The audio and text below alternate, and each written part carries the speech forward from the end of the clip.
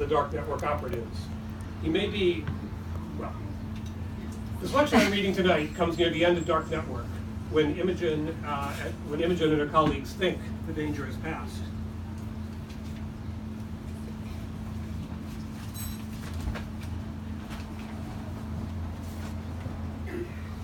Imogen sighed contentedly, just that little bit more at ease as she turned onto her street, North Fillmore, a warm smile on her face. It was funny, she thought, to feel such relief about returning to a place she'd never much liked, one she had chosen in haste years earlier and repented when she had leisure to do so ever since.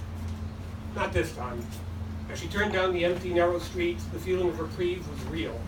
The affection for the bland, sober brick facade genuine. She was looking forward to a shower, to her own bed. She couldn't wait to see Duncan tomorrow. Had she been less engaged in her own thoughts, she might have noticed someone sitting in the passenger seat of a car parked next to the driveway leading to the building's underground garage. Frank Reed sat low in the seat, twisted slightly so he could keep both the rear view and wing mirrors in view. A pistol sat on his lap, a small, deadly Smith & Wesson shield, hidden under the front section of that day's Washington Times. When he spied Imogen's car turn onto the street, he confirmed it was her, checked forward that the street was clear, checked both mirrors again, and waited for her to drive past. He'd been contemplating this murder for weeks during his stakeouts, entertaining himself through the tedium with various scenarios of how he would do it. This was the best option. He knew from watching other cars enter that she would have to wait at least 15 seconds for the garage door to rise enough for her to drive in. More time than he'd need. She'd be a sitting duck, stopped, waiting for the door to rise, the nose of her car angled steeply downward. A brick fence pillar at the side of the driveway would hide his approach. If he was careful, the pillar would also hide him from the security camera situated directly above the garage door. He smiled. The car was drawing nearer. As she came down the driveway, Imogen leaned over and turned the latch on the glove box. It fell open hard with the weight of the pistol Amanda had made her take along. She pushed the butt of the gun out of the way in order to grab the garage door control. At that moment, the phone, sitting beside her on the passenger seat, rang. She could see it was Amanda, but she couldn't pick up. One hand was on the wheel, about to turn, the other held the garage door control. As she drove past Reed's car, about to turn into the driveway, she pressed open on the control, the phone still clamoring for attention.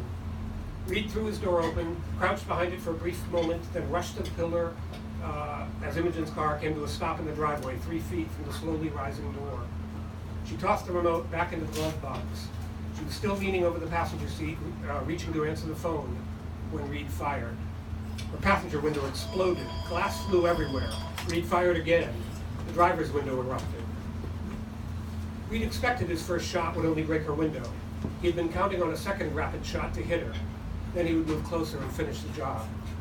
Inside the car, time seemed to stretch and stop. Her ears rang.